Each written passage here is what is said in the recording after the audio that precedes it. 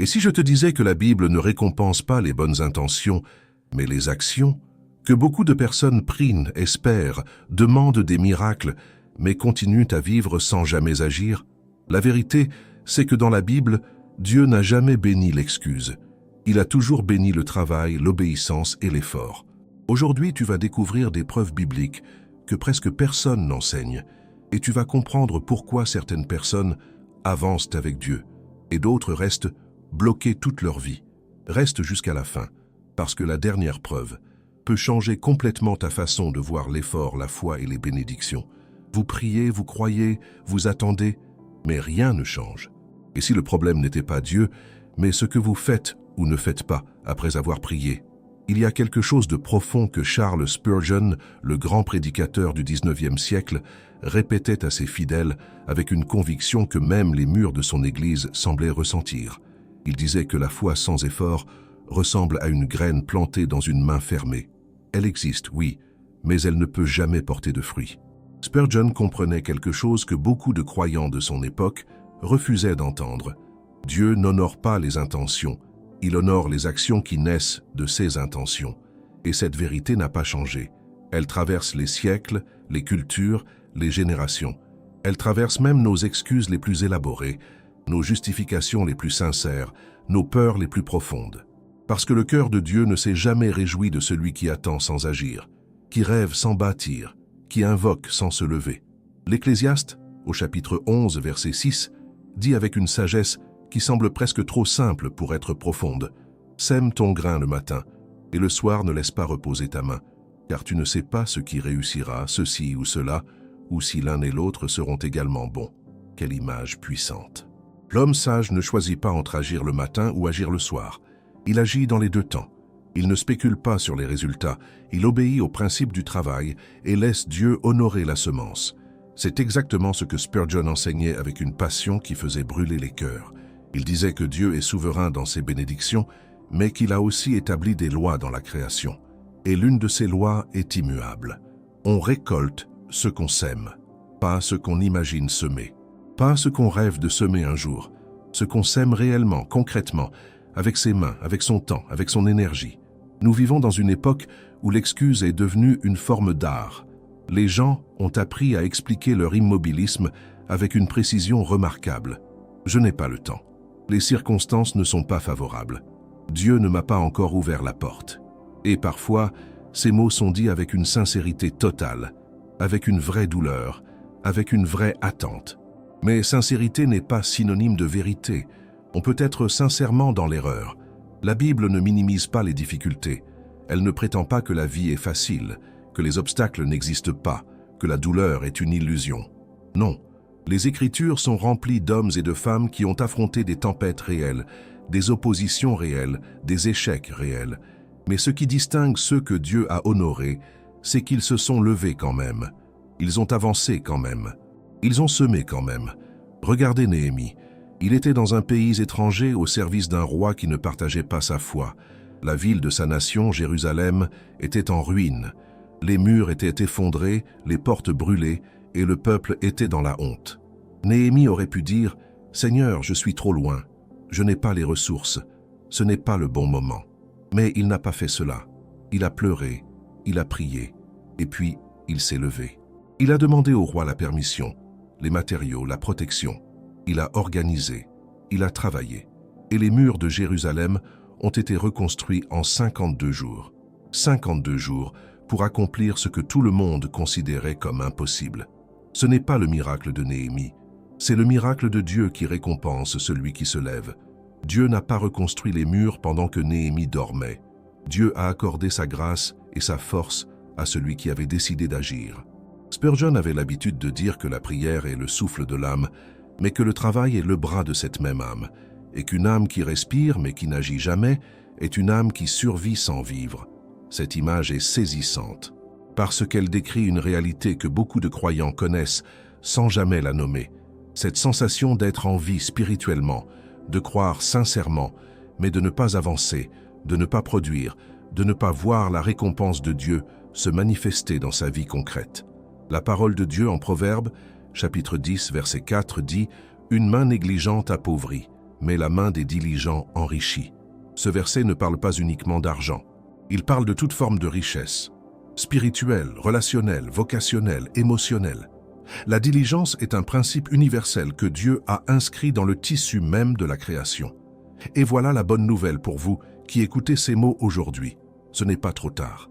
Peu importe où vous en êtes, peu importe combien de temps vous avez passé à attendre, à expliquer, à remettre à plus tard, le Dieu qui a tout créé est aussi le Dieu qui rachète le temps perdu.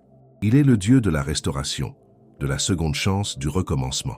Mais cette restauration ne viendra pas dans l'inaction. Elle viendra quand vous déciderez, aujourd'hui, de commencer, de faire le premier pas, de planter la première graine, de poser la première pierre. Parce que Dieu récompense le travail, pas les excuses. Et cette vérité, gravée dans les pages de sa parole depuis des millénaires, est aussi vraie pour vous en ce moment qu'elle l'a jamais été pour quiconque. Si ce message touche votre cœur et que vous souhaitez approfondir votre vie spirituelle, je vous invite à vous abonner à notre chaîne pour ne manquer aucun des enseignements que nous partageons avec vous chaque semaine. Et si vous désirez restaurer votre intimité avec Dieu de manière profonde et pratique, notre e-book 21 jours pour restaurer votre intimité avec Dieu est disponible via le lien dans le premier commentaire épinglé. C'est un guide que nous avons préparé avec amour pour vous accompagner pas à pas dans ce chemin de retour à Dieu. Il existe une tentation très subtile dans la vie du croyant. Une tentation qui ne ressemble pas à une tentation au premier regard. Elle se présente souvent comme de la sagesse, comme de la prudence, comme de la piété même. Et cette tentation, c'est d'attendre le moment parfait pour agir, d'attendre que toutes les conditions soient réunies, d'attendre que la peur disparaisse, d'attendre que Dieu envoie un signe si clair que même le doute ne puisse plus résister. Mais la Bible ne nous enseigne pas à attendre la perfection des circonstances. Elle nous enseigne à marcher par la foi et non par la vue. Et marcher, c'est un verbe d'action. Marcher implique de bouger, de dépenser de l'énergie, d'affronter ce qui se trouve sur le chemin, même quand on ne voit pas encore la destination complète devant soi. Le livre des Proverbes, au chapitre 20, verset 13, dit « N'aime pas le sommeil de peur que tu ne deviennes pauvre. Ouvre les yeux et tu te rassasieras de pain. » Ce verset est presque dérangeant dans sa franchise. Il ne dit pas « Attends que le pain vienne à toi », il dit « Ouvre les yeux, lève-toi ». La provision de Dieu est souvent liée à notre posture, non pas parce que nous méritons par nos efforts, mais parce que Dieu a choisi d'honorer la diligence comme canal de sa grâce. Pensez à Ruth. Elle était une femme étrangère, veuve, sans ressources, dans un pays qui n'était pas le sien. Elle aurait pu s'asseoir dans sa douleur et attendre que quelqu'un vienne à elle. Elle aurait eu toutes les raisons du monde de le faire. Mais Ruth s'est levée. Elle a dit à Naomi, « Laisse-moi aller au champ, et je glanerai des épis. » C'est une phrase qui semble simple, mais derrière cette phrase, il y a une décision de foi extraordinaire. Ruth a choisi de travailler dans l'humilité, dans l'inconnu, sans garantie de résultat. Et c'est précisément dans ce champ, pendant qu'elle travaillait, que la providence divine l'a placée dans le champ de Boaz. Pas pendant qu'elle attendait chez elle, pas pendant qu'elle planifiait le moment idéal, mais pendant qu'elle travaillait. Dieu a orchestré sa récompense au milieu de son effort. C'est un principe que la Bible répète dans des récits différents, avec des personnages différents, dans des époques différentes. Dieu se révèle souvent dans le mouvement, rarement dans l'immobilisme. Beaucoup de croyants ont une relation très confortable avec la prière, et c'est une bonne chose. La prière est indispensable. Elle est le fondement de toute relation avec Dieu, mais parfois, la prière devient une façon de différer l'action. On prie au lieu d'agir. On intercède au lieu de commencer. Et puis on dit que Dieu n'a pas encore répondu, alors qu'en réalité, Dieu attend que nous fassions notre part. Il y a un passage magnifique dans le livre de Josué, au chapitre 1er, verset 9. « Ne t'ai-je pas donné cet ordre? Sois fort et courageux. Ne te laisse pas effrayer et ne t'épouvante pas, car l'Éternel, ton Dieu, est avec toi dans tout ce que tu entreprendras. » Remarquez la structure de ce verset. Dieu ne dit pas « Reste tranquille et je ferai tout ». Il dit « Sois fort, sois courageux, entreprends ». Et c'est dans ce mouvement d'entreprendre que sa présence se manifeste pleinement. Josué devait traverser le Jourdain, affronter des nations entières, conquérir des villes fortifiées. Les obstacles étaient réels et immenses, mais Dieu ne lui a pas promis l'absence d'obstacles. Il lui a promis sa présence à travers les obstacles. Cette nuance est capitale pour comprendre comment Dieu récompense le travail. La récompense de Dieu, n'est pas toujours l'absence de difficultés. Souvent, la récompense de Dieu, c'est la force pour traverser la difficulté et en sortir transformé, enrichi, affermi. C'est une bénédiction que ceux qui ne bougent jamais ne connaîtront jamais, parce qu'elle n'est accessible qu'à ceux qui avancent, malgré tout. Il y a aussi une dimension de témoignage dans tout cela. Quand vous travaillez avec fidélité, quand vous vous levez chaque matin avec une intention claire et une confiance en Dieu, votre vie devient un sermon vivant. Elle parle à ceux qui vous observent, à votre famille, à vos collègues, à vos voisins. Elle dit que la foi n'est pas une religion de l'attente passive, mais une marche active avec un Dieu vivant et agissant. L'apôtre Paul, dans sa lettre aux Colossiens, au chapitre 3, verset 23, écrit ces mots qui résonnent comme un appel profond. « Quoi que vous fassiez, faites-le de bon cœur, comme pour le Seigneur, et non pour les hommes. » Quelle libération se trouve dans cette parole! Vous n'avez pas besoin que les hommes reconnaissent votre travail. Vous n'avez pas besoin d'applaudissements humains pour que votre effort ait de la valeur. Parce que, si vous travaillez comme pour le Seigneur, c'est lui qui tient les comptes. Et Dieu ne doit rien à personne, mais il choisit librement et généreusement de récompenser ceux qui le cherchent avec sincérité et diligence. C'est une pensée qui devrait transformer la façon dont vous abordez votre quotidien. Le ménage que vous faites, le travail que vous accomplissez, le projet que vous portez, la relation que vous cultivez, tout cela, fait avec une intention pure et une confiance en Dieu, devient une offrande. Et Dieu honore les offrandes qui viennent d'un cœur obéissant. Alors, si aujourd'hui vous portez le poids d'une excuse que vous avez répétée depuis trop longtemps, sachez que la grâce de Dieu est plus grande que votre paralysie. Il ne vous condamne pas pour les jours perdus, mais il vous invite à ne pas perdre celui-ci, à vous lever, à commencer, à semer la première graine, même imparfaitement, même avec tremblement, même dans l'incertitude, parce que c'est dans ce premier geste de foi que la main de Dieu commence à se manifester d'une façon que vous n'auriez jamais imaginée en restant assis. Quand on parle de travail et de récompense divine, il y a une confusion que beaucoup de croyants portent sans même s'en rendre compte. Cette confusion naît d'une lecture incomplète de la grâce.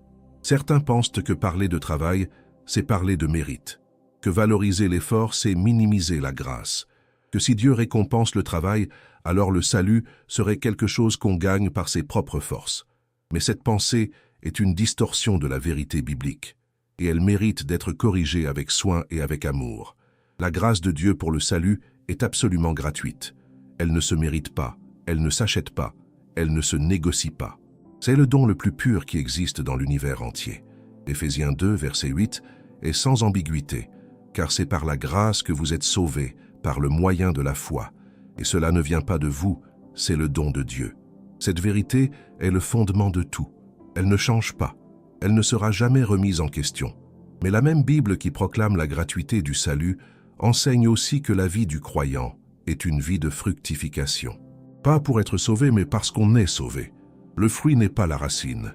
Le fruit est la conséquence naturelle d'une racine saine.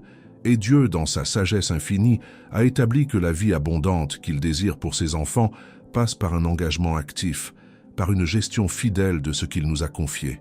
La parabole des talents, en Matthieu 25, est l'un des enseignements les plus directs de Jésus sur ce sujet. Un maître confie des talents à 3 serviteurs avant de partir en voyage. 2 d'entre eux travaillent, investissent, font fructifier ce qu'ils ont reçu.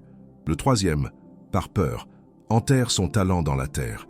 Et quand le maître revient, les 2 premiers reçoivent une récompense extraordinaire. Mais le 3e, celui qui n'a rien fait, perd même ce qu'il avait. Ce récit est puissant et dérangeant à la fois, parce qu'il révèle que l'inaction n'est pas neutre aux yeux de Dieu. Le serviteur qui a enfoui son talent ne l'a pas gaspillé en péché flagrant. Il ne l'a pas volé. Il l'a simplement gardé sans le faire fructifier. Et c'est cela que Jésus appelle mauvais et paresseux. Non pas le criminel, mais celui qui a choisi de ne rien faire avec ce que Dieu lui avait donné. Combien de croyants vivent aujourd'hui avec des talents enfouis, des dons spirituels qui ne sont jamais utilisés, des compétences que Dieu a données et qui restent dans l'ombre par peur du jugement des hommes, par peur de l'échec, par peur de ne pas être à la hauteur. Et pendant ce temps, le maître attend, non pas avec une colère froide, mais avec une attente profonde, celle d'un père qui sait ce que son enfant est capable d'accomplir et qui souffre de le voir se sous-estimer. L'apôtre Pierre, dans sa première lettre au chapitre 4, verset 10, dit « comme de bons dispensateurs des diverses grâces de Dieu, que chacun de vous mette au service des autres le don qu'il a reçu. Ce mot « dispensateur » est riche de sens. Un dispensateur n'est pas un propriétaire. Il gère ce qui appartient à un autre. Et cette gestion implique une responsabilité, une intentionnalité, une action concrète au service de quelque chose de plus grand que soi. Dieu vous a donné des dons, pas pour que vous les contemplez en secret, pas pour que vous les analysiez indéfiniment sans jamais les déployer. Il vous les a donnés pour qu'ils servent, pour qu'ils bénissent, pour qu'ils glorifient celui qui les a accordés. Et quand vous choisissez de les utiliser, même imparfaitement, même avec des erreurs en chemin, Dieu voit cet acte de foi et il répond. Il y a quelque chose de profondément libérateur dans cette perspective.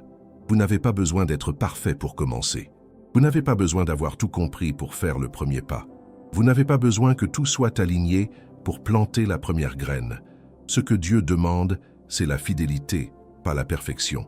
C'est l'obéissance, pas l'excellence immédiate. Regardez David. Avant de devenir roi, il était berger. Il passait ses journées dans les champs, loin des palais, loin des foules, loin de toute reconnaissance humaine. Mais David était fidèle dans le petit. Il protégeait ses brebis avec un courage qui semblait disproportionné pour un simple pâtre. Il a affronté un lion. Il a affronté un ours. Non pas parce que quelqu'un regardait, mais parce que la fidélité était inscrite dans son caractère. Et quand Goliath est apparu devant l'armée d'Israël, David n'a pas eu besoin de développer un nouveau courage. Il a simplement appliqué la même fidélité qu'il avait exercée dans l'anonymat des champs. Dieu n'a pas cherché le plus grand, le plus fort, le plus expérimenté. Il a cherché le plus fidèle, et il a trouvé David. Cette histoire nous dit quelque chose d'essentiel.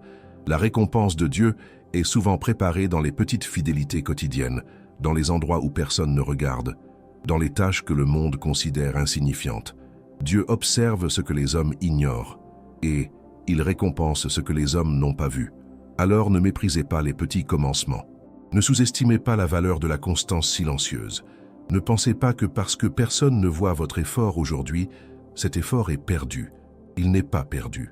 Il est déposé entre les mains d'un Dieu qui compte chaque geste de fidélité, qui note chaque acte d'obéissance, qui prépare une récompense que l'œil humain ne peut pas encore percevoir, mais que la foi peut déjà anticiper avec une joie profonde et une confiance inébranlable.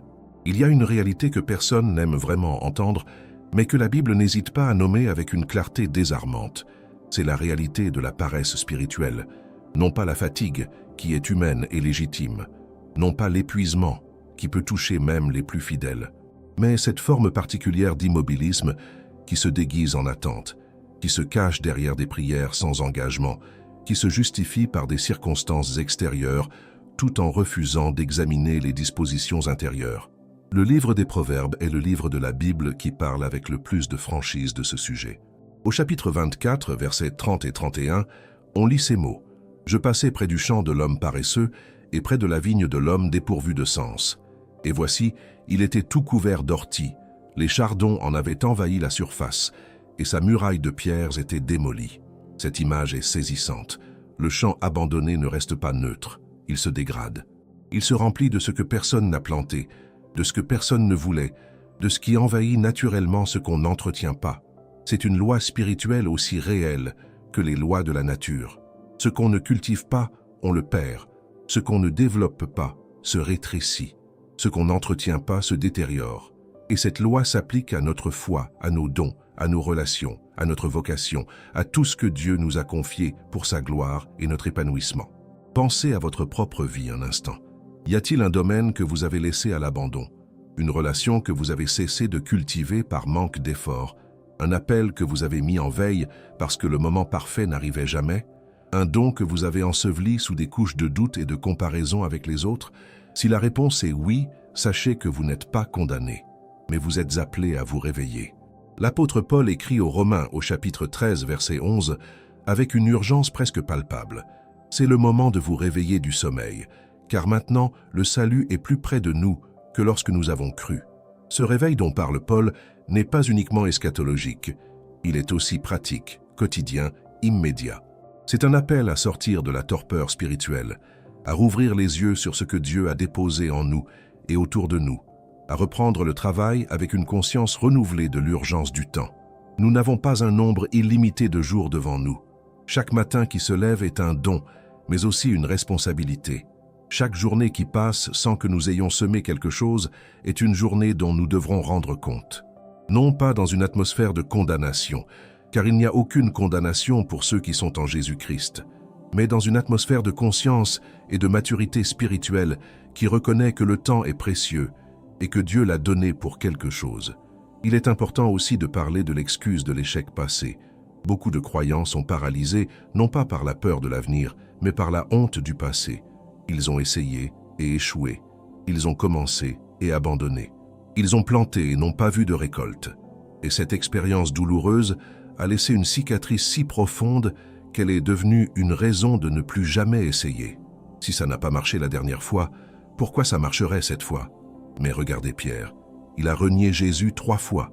3 fois, il a eu l'occasion de se lever pour son Seigneur et 3 fois, il a choisi la peur plutôt que la fidélité. C'est l'un des échecs les plus douloureux que les évangiles nous rapportent. Et pourtant, après la résurrection, Jésus ne l'a pas écarté.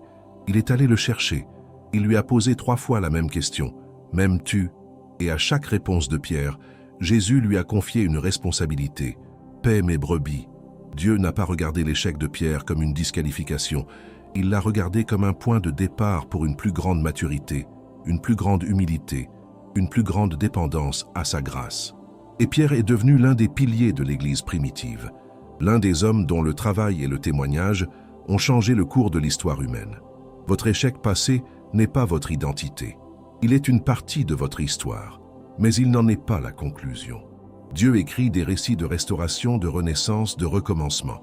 Et il cherche des hommes et des femmes qui, malgré leurs cicatrices, choisissent de se relever et de reprendre le travail avec une foi qui a été purifiée, non pas détruite, par l'épreuve.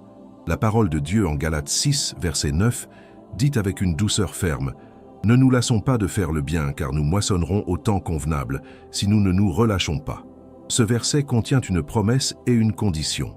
La promesse, c'est la moisson. La condition, c'est de ne pas se relâcher. Dieu ne dit pas que la moisson viendra immédiatement. Il dit qu'elle viendra au temps convenable. Et ce temps convenable est dans les mains de celui qui connaît la fin depuis le commencement. Votre rôle n'est pas de contrôler le moment de la récompense.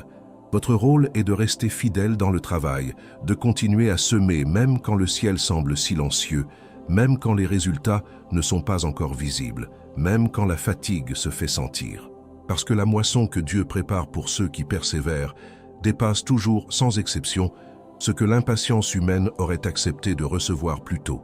Il y a une question que certains posent avec une sincérité touchante et qui mérite une réponse tout aussi sincère. Cette question, c'est celle-ci. Mais comment savoir si je travaille pour Dieu ou pour moi-même?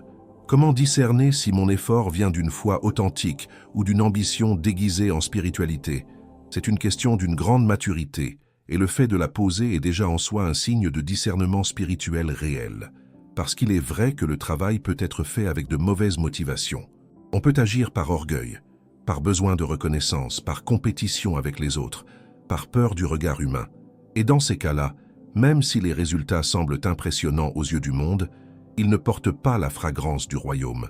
Ils produisent peut-être des fruits visibles, mais des fruits qui ne durent pas, des fruits qui ne nourrissent pas les âmes, des fruits qui glorifient l'homme plutôt que Dieu. Jésus aborde cette réalité avec une précision chirurgicale dans le Sermon sur la montagne. En Matthieu 6, verset 1er, il dit « Gardez-vous de pratiquer votre justice devant les hommes, pour en être vus. Autrement, vous n'aurez point de récompense auprès de votre Père qui est dans les cieux. » Ce n'est pas le travail que Jésus condamne ici, c'est la motivation corrompue derrière le travail. C'est l'action faite pour la galerie, pour les applaudissements, pour l'image que les autres ont de nous. La récompense de Dieu est réservée à ceux qui travaillent pour lui dans la sincérité du cœur, pas dans la perfection absolue, car nos motivations sont rarement totalement pures, mais dans une orientation fondamentale vers sa gloire plutôt que vers la nôtre. Et cette orientation se cultive. Elle se nourrit de la prière, de la parole, de la communion avec Dieu. Plus on passe de temps en sa présence, plus ses motivations s'alignent naturellement avec les siennes. Le prophète Jérémie, au chapitre 17, verset 10, rapporte cette parole de Dieu avec une solennité profonde. « Moi, l'Éternel, je sonde le cœur et j'éprouve les reins, pour rendre à chacun selon ses voies, selon le fruit de ses œuvres. Dieu voit ce que les hommes ne voient pas. Il perçoit l'intention cachée derrière le geste visible. Il discerne le désir profond qui motive l'action extérieure, et c'est sur cette réalité invisible que sa récompense est fondée, bien plus que sur la grandeur apparente de ce qu'on accomplit. Cela signifie que la veuve qui donne ses 2 dernières pièces reçoit une récompense plus grande que le riche qui donne une fortune pour être vu. Cela signifie que la mère qui élève ses enfants dans la foi avec constance et amour, sans que personne ne lui décerne de prix, accomplit une œuvre que Dieu considère avec une attention et une tendresse infinie. Cela signifie que le serviteur fidèle qui fait son travail chaque jour sans se plaindre, sans se comparer, sans chercher à être reconnu, accumule devant Dieu une richesse que les hommes ne peuvent ni voir ni évaluer. Et cette vérité devrait transformer profondément notre rapport au travail quotidien. Elle devrait ôter de nos épaules le poids écrasant de la comparaison. Parce que vous n'êtes pas en compétition avec les autres croyants. Vous n'avez pas à produire autant qu'un tel, à avoir autant d'impact qu'une telle, à progresser aussi vite qu'un autre. Vous êtes appelés à être fidèles à ce que Dieu a déposé spécifiquement en vous, dans le contexte spécifique qu'il a choisi pour vous, avec les ressources spécifiques qu'il vous a confiées. Le corps de Christ, comme Paul le décrit magnifiquement en 1 Corinthiens 12, est fait de membres différents, avec des fonctions différentes, avec des dons différents. L'œil ne peut pas se lamenter de ne pas être une main. Le pied ne peut pas se dévaluer parce qu'il n'est pas une oreille. Chaque membre est indispensable. Chaque rôle est honorable. Et Dieu récompense chaque fidélité selon la mesure de ce qui a été confié, non selon une comparaison injuste entre des appels qui ne sont pas identiques. Il y a aussi une dimension communautaire dans le travail que Dieu récompense. Nous ne sommes pas appelés à travailler uniquement pour notre propre bénédiction. Nous sommes appelés à travailler pour la bénédiction des autres. Et quand notre travail devient un service, quand notre effort devient une offrande pour ceux qui nous entourent, quelque chose de surnaturel se produit. La bénédiction de Dieu se multiplie, elle déborde. Elle touche non seulement celui qui travaille, mais ceux pour qui il travaille, et à travers eux des cercles entiers de personnes que nous n'aurions jamais pu atteindre par nos propres forces. Abraham en est un exemple lumineux. Quand Dieu l'a appelé à quitter son pays, sa promesse n'était pas seulement personnelle, elle était universelle. Je te bénirai, et tu seras une bénédiction. La bénédiction d'Abraham n'était pas destinée à rester en Abraham, elle devait se répandre à travers lui vers toutes les nations de la terre. Et c'est toujours ainsi que Dieu fonctionne. Il bénit les individus pour bénir les communautés. Il récompense les fidèles pour que leur vie devienne une source de lumière et d'espérance pour ceux qui marchent encore dans l'obscurité. Alors, en ce jour, posez-vous cette question honnête. Pour qui est-ce que je travaille vraiment? Si la réponse vous trouble, ne fuyez pas ce trouble. Apportez-le à Dieu dans la prière. Demandez-lui de purifier vos motivations, d'aligner votre cœur avec le sien, de faire de votre travail une véritable offrande qui lui plaise. Parce que quand le travail et la pureté de cœur se rejoignent, la récompense de Dieu ne tarde pas. Elle vient souvent de façon inattendue, toujours de façon suffisante, et parfois de façon si abondante qu'elle dépasse tout ce que vous aviez osé demander ou même imaginer. Nous voici arrivés à la fin de ce message, et une seule vérité résume tout ce que nous avons contemplé ensemble. Dieu récompense le travail, pas les excuses. Il voit chaque graine plantée dans la foi, chaque pas fait dans l'obéissance, chaque effort offert avec un cœur sincère. Rien de ce que vous faites pour lui n'est invisible à ses yeux, et rien ne restera sans récompense. Merci infiniment d'avoir regardé cette vidéo jusqu'à la fin. Si ce message a touché votre cœur, abonnez-vous à notre chaîne pour ne manquer aucun enseignement. Laissez un commentaire, partagez ce que Dieu a mis sur votre cœur, et si vous désirez approfondir votre intimité avec lui, notre e-book « 21 jours pour restaurer votre intimité avec Dieu » vous attend dans le premier commentaire épinglé.